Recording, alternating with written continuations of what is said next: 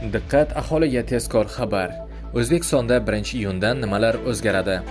O'zbekiston qonunchiligida 2026-yil 1-iyundan bir qator o'zgarish va yengilliklar kuchga kiradi. Quyida ushbu sanadan joriy etiladigan asosiy o'zgarishlar taqdim etildi. Elektr energiyasi va tabiiy gazni yangi tariflari joriy etiladi. O'zbekistonda elektr energiyasi va tabiiy gazning yangi tariflari joriy etiladi. Hukumat qaroriga ko'ra, aholi uchun elektr va gaz bo'yicha amaldagi tabaqalashtirilgan tariflar saqlanib qoladi. Oddiy maishiy iste'molchilar uchun oyiga 200 kWh elektr energiyasi 650 so'm, isitish mavsumida 500 kub metrgacha va boshqa mavsumlarda 100 kub metrgacha, tabiiy gaz esa 1100 so'mdan hisoblanadi. Yuqori hajmdagi iste'mol uchun oshirilgan tariflar amalda qoladi. QQS va daromad solig'iga o'tish chegarasi 5 milliard so'mgacha oshiriladi. Prezident farmoni bilan 1-iyundan boshlab soliq solishni belgilangan tartibda o'tish uchun belgilangan chegaraviy miqdor bazaviy hisoblash miqdorining 12 ming baravari 4,944,000 so'm etib belgilandi.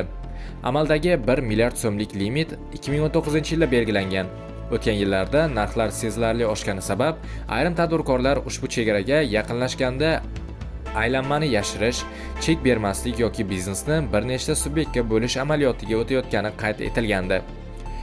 Kafe va mehmonxonalarda alkogol va tamaki mahsulotlarini naqdga sotib olsa bo'ladi.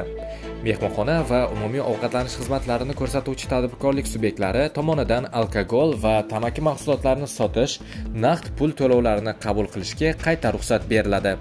Kichik biznes subyektlarining o'sishi uchun yanada qulay iqtisodiy va ma'muriy shart-sharoitlar yaratish to'g'risidagi farmonga ko'ra, alkogol mahsulotlari xarid qilganda raqamli markirovka kodlari ushbu subyektlarga yakuniy iste'molga realizatsiya qilingan deb e'tirof etiladi. Ko'mir narxini davlat tomonidan belgilash amaliyoti bekor qilinadi. O'zbekistonda ko'mir narxlarini davlat tomonidan belgilash amaliyoti bekor qilinishi rejalashtirilmoqda. Buning uchun ko'mirni davlat tomonidan tartibga solinadigan ijtimoiy ahamiyati strategik tovarlar ro'yxatidan chiqarish taklif etilgan. Natijada ko'mir narxi talab va taklif asosida shakllanadi. Mahsulot esa iste'molchilarga birja savdolari orqali sotiladi.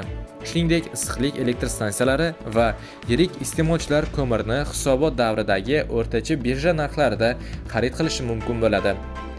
Ayrim soliqchilarga maoshning 100% miqdorida ustama to'lanadi. Xalqaro malaka darajasi va sertifikatga ega bo'lgan soliq xizmati xodimlariga lavozim maoshining 100% miqdorida har oylik ustama to'lanadi. Bu prezidentning soliq organlari faoliyatini institutsional jihatdan takomillashtirishga oid farmonida belgilangan.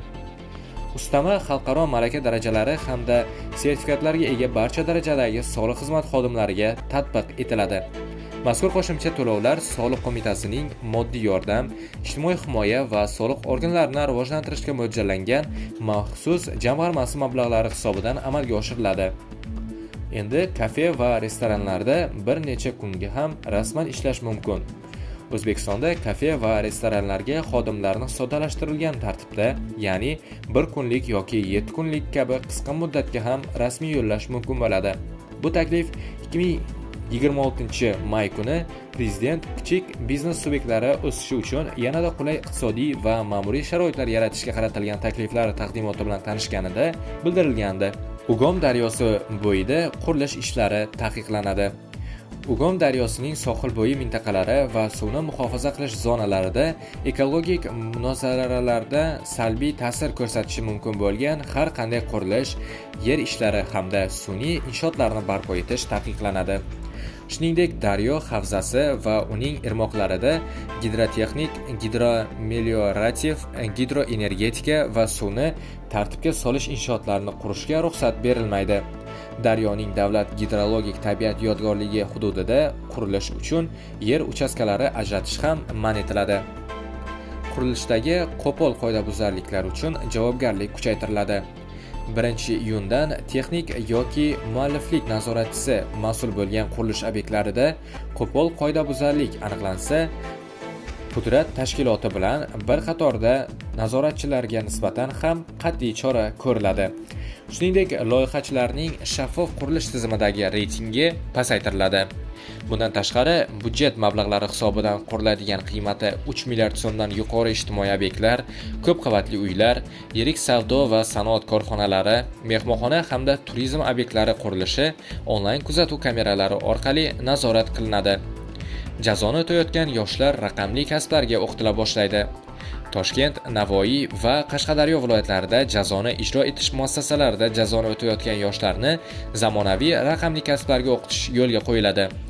Dastur ikkinchi imkoniyat ijtimoiy realizatsiya milliy loyihasi doirasida amalga oshiriladi. 8-12 oylik kurslarda ijtimoiy xavfi katta bo'lmagan va og'ir bo'lmagan jinoyatlarni sodir etgan yoshlar qatnashadi. Ularga raqamli kasblar bilan birga ingliz, rus, xitoy va boshqa tillar ham o'qitilib, kursni tamomlaganlarga elektron sertifikat beriladi. Korrupsiyaviy xavfi yuqori lavozimlardagi xodimlar diagnostikadan o'tkaziladi. Sohalar nazoratiga mas'ul inspeksiyalarda korrupsiyaviy xavf-xatar darajasi yuqori va o'rta deb baholangan funksiyalar yuklatilgan lavozimlarda ishlaydigan xodimlar hamda ushbu lavozimlarga nomzodlar korrupsiyaga qarshi barqarorlik diagnostikasidan o'tkaziladi. Diagnostika natijasida xodimning korrupsiyaga barqarorlik darajasi past deb topilsa, u mazkur lavozimda ishlashni davom ettira olmaydi va korrupsiyaviy xavf-xatari past bo'lgan boshqa lavozimga majburiy rotatsiya qilinadi. Farmatsevtika korxonalariga yangi imtiyozlar beriladi. Dori vositalari ishlab chiqaruvchi EU GMP va US FDA GMP sertifikatlari joriy etish, shuningdek Jahon sog'liqni saqlash tashkilotining qayta malakalashtirilgan o'tishdan bilan bog'liq xarajatlarning 50% gacha, biroq $50,000 oshmagan qismi savdoga ko'maklashish jamg'armasi hisobidan qoplab beriladi. Shuningdek, ilmiy mutaxassislar yaratgan va O'zbekistonda hali ishlab chiqarilmayotgan dori vositalari hamda tibbiy jihozlarni ishlab chiqaruvchilarga ro'yxatdan bioekvivalentlik taqdimotlari xarajatlarining 80% gacha, lekin $8,000 dan ko'p bo'lmagan qismi qoplanadi. Suv va salqin ichimliklar markirovkasi hamkor davlatlarga ham tan olinadi. O'zbekiston va hamkor davlatlar o'rtasida suv hamda salqin ichimliklarga nisbatan qo'llaniladigan raqamli markirovka kodlarini o'zaro tan olish tizimi joriy etiladi. Bunda hamkor davlatlarda berilgan markirovka kodlari O'zbekiston hududida ham tan olinadi. Shuningdek, Soliq qo'mitasi xorijiy davlatlarning raqamli markirovka kodlarini tan olish bo'yicha vakolatli organ etib belgilangan. Mazkur tizim mahsulotlar harakatini kuzatish va noqonuniy aylanmaning oldini olishga xizmat qiladi. Bojxona to'lovlarini 120 kungacha kechiktirishga ruxsat beriladi. Biznes subyektlari uchun bojxona to'lovlarini 120 kungacha kechiktirish yoki bo'lib to'lash imkoniyati yaratiladi. Shuningdek, qayta ishlashda foydalanadigan xomashyo va materiallarni bojxonada tartibga solishning sinov mexanizmi joriy etiladi. Bundan tashqari, bojxona auditi maslahatchi auditor tamoyili asosida o'tkaziladi. Bu tadbirkorlarga aniqlangan qoidabuzarliklarni mustaqil ravishda bartaraf etish imkonini beradi. Javobgarlik choralari esa huquqbuzarlikning xususiyatiga qarab qo'llaniladi. Do'stlar, shu va shunga o'xshash videolardan to'liqroq xabardor bo'lishni istasangiz, kanalimizga obuna bo'ling va bizni kuzatishda davom eting.